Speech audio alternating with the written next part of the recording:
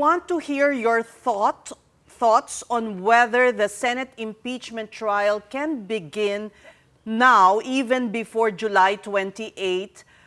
Senator Risa Ontiveros said earlier, because the impeachment court is a continuing body and you can convene as early as now.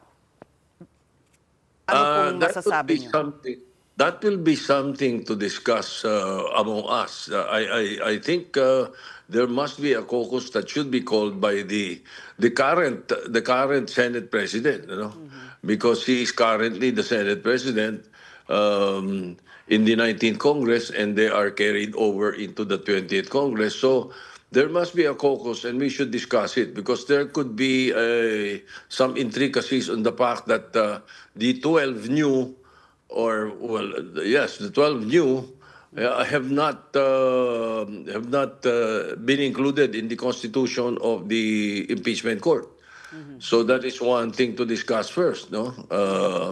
She is in fact urging, Senator, if I may interrupt you, Senator Ontiveros is urging that the new senators, kayo bagong luma, no?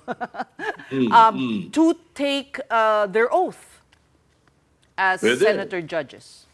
Pwede, why not?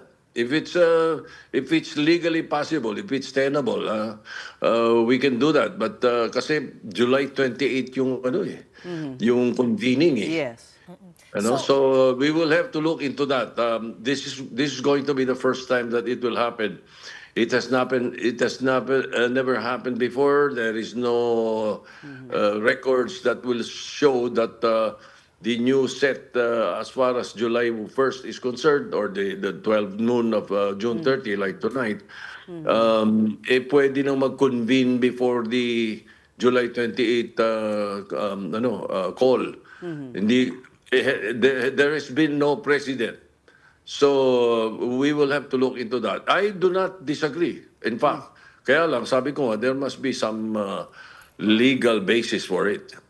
Okay, so as far as you know, and syempre wala pa talagang nag-i-invite na mag-meet kahit na siguro fellowship dinner or something before the 28th. Walang nag-imbita. I don't expect it because in the last year, they have never had a caucus. Oo nga, hindi daw ganun ang style ni Senate President Cheese, Tito Sen. Yun ang complaint sa akin ng mga incumbent senators. Unlike when I was Senate President for 4.5 years, we had a caucus weekly so that I know what my colleagues are thinking and what they want me to say and what they stand for. Kailangan yun, weekly ang caucus kung tutuusin. But di ba iba style ng current Senate President Okay, Tito Sen, I just wanted to get your thoughts, no? How much of an influence or does the impeachment trial, you think, has to do with who gets to be Senate President? Kasi parang may ganun po ba? Like, may influensya ba tong impeachment court kung sino yung magiging presiding officer / Senate President? I don't know. I don't think so. I cannot answer it directly. I'll have to talk off my hat by saying that whether the impeachment is there or not, the important thing is that somebody gets 13 votes. 13 votes supporting him or her. Yun ang importante. So it doesn't matter if it's connected to the impeachment or what. No, I don't think so. I don't believe so. Okay, fair enough.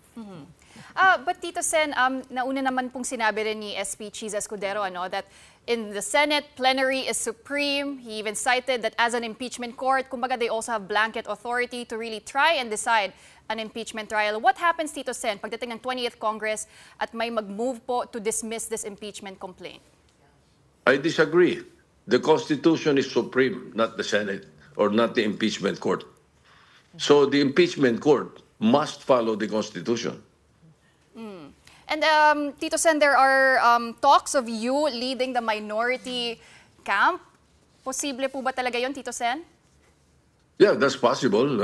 If we're not going to vote for who the 13 members of the Senate would vote as Senate President, those who will not vote for that particular senator automatically becomes members of the other side or the other fence, and that the other fence is the minority.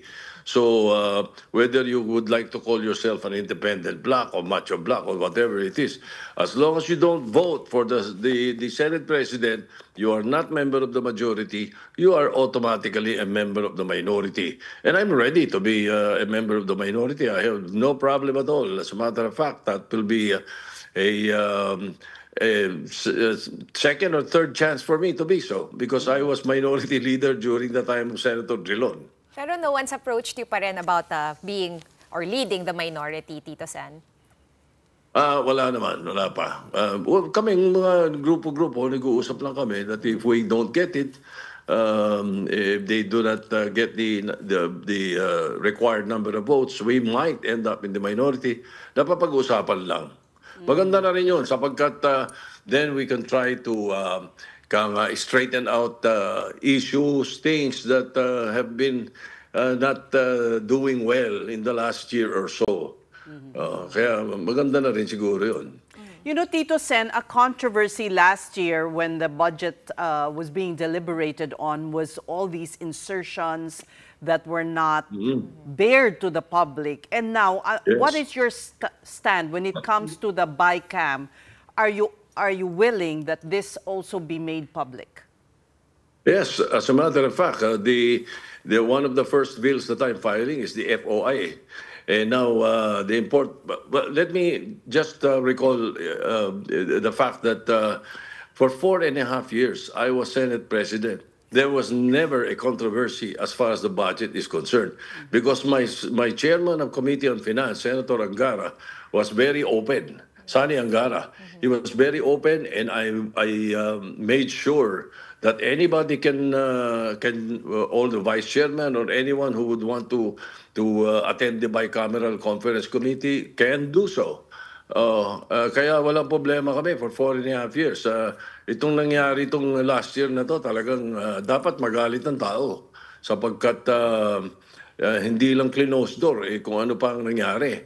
And siguro the proper time, maybe August or September, we'll be able to thresh it out and come out into the open about what really happened there. Okay, and Tito Sen, related to that question of CES, no, some lawmakers are saying dapat i-legislate na itong transparency sa BICAM para hindi na pabago-bago, no, kung sino lang yung nakaupo dyan, sino yung chairman, kung open siya or hindi.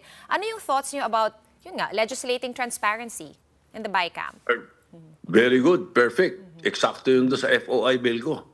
Because the Freedom of Information Bill will include that. We can include that. Bakit itatago? Pera ng taong bayan yun.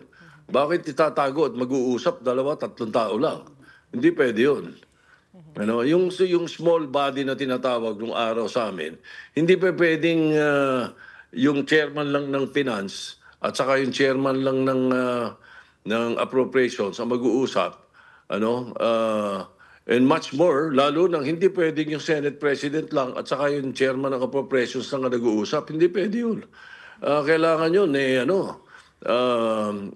yung ibang members, yung ibang vice chairman, kahit na tinatawag nilang small BICAM kung tawagin. Dahil yung main BICAM, mga easily about 20-25 members of the House, and then in the Senate around 7 or 8. So they would want it to be medyo babawasan ng konti. So there would, usually when I was Senate President, there would be about 5 from the House of Representatives and about 3 or 4 from the Senate. And it is not really closed door. At kung sakali mang meron sila na pag-uusapan na hindi nakakarating sa publiko, I always make sure that when Sani Angara reports it on the floor, he reports it point by point, what happened, what transpired, what is different from what we passed, and gano'n. Hindi katulad nitong nangyari nitong nakaraan, talagang magagalit ang taong bayan, lalo na pag nalaman nila kung ano nangyari. Bukod po sa FOI, what are your other priority bills? I'm amending the Dangerous Drugs Act, and I'm transforming the PIDEA into a Presidential Drug Enforcement Authority, which will be including the Dangerous Drugs Board already, and heavy concentration on prevention and rehabilitation, which is napabayaan, especially during the last 9 years. So yun ang isa sa mga halaga na nakita ko, na pag-aralan ko na yun . Even the time that I was not in the Senate, yun ang nakita kong solusyon eh. So that's also one of the bills that I'm filing. And then the 14-month pay, because yung 13-month pay, 1975 pa yun eh. Yung batas na yun eh. It's a presidential decree by the old President Marcos, the first President Marcos. So ito naman, kailangan to sa bandang middle of the June, dapat bibigay natin yung 14-month pay na tinatawag, or we can call it the 13-month pay, reverse. Sapagkat yun yung kailangan ng tulong ng mga pangbili ng libro, pang matrikula, pang tuition, yung mga ganun. Are you for a legislated wage hike? That was not passed in the 19th Congress. The Senate wanted 100. The House now just has a bill pending, just filed, na mainit-init pa, 200 pesos naman po. What is your thinking? I am inclined to support, but we must be able to first get the sentiments of the business community and explain to them and find out more or less how we can arrive at a middle ground. Kasi yun ang unang-unang mawapalag yung business community. And finally, Tito Sen, earlier during your oath-taking, sinabi niyo po that this could possibly be your last term kasi pagdating ng 2031, baka mawawalan na daw po kayo ng drive. With that, Tito Sen, is this your final term in Senate or talaga magre-retiro na rin po kayo from public service? Basta, most probably, yun ang usapan namin ni Senator Lacson eh. Sabi namin, no, by the time na natapos tayo ng term na to, pareho na tayo 83 years old, teka muna. Itong last 6 years natin kung matinuman ang ating performance ng mga nakaraang taon, itong last 6 years na ito, kamikasi na tayo. Talagang itodo na natin. Itodo na natin to. Masagasaan ang kung sino masasagasaan, mabisto kung sino mabibisto. Wala kaming pakialam dahil hindi naman kami magre-re-election. Ilalabas namin lahat sa taong bayan kung ano mga nakikita namin nangyayari. Parang bagay po kayong minority leader. Ay, dati ako minority leader during the time of President Gloria Macapagal Arroyo. Nung si Frank Trillo ang Senate President. And si Nene Pimentel originally was minority leader, but after a month, binigay na niya sa akin and I was tasked to do that. So, kabisado ko yung trabaho na yun at nakahanda naman akong interpellating lahat ng ilalagay nila sa floor. All right, we look forward to hearing your voice when the 20th Congress convenes. That was Senator Tito Soto. Thank you so much, Tito Sen.